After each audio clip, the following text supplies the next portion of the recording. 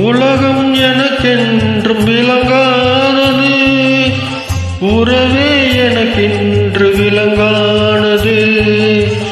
அடடா முந்தானை சிறையானது, இதுவே என் வாழ்வில் முறையானது. பாறை ஒன்றின் மேலே ஒரு பூவாய் முளைத்தாயே, உறவுக்கு உயிர் தந்தாயே. நானே எனக்கு நண்பன் இல்லையே, உன்னால் ஒரு சொந்தம் வந்தது. என்னை தானே தஞ்சம் என்று நம்பி வந்தாய் மானே.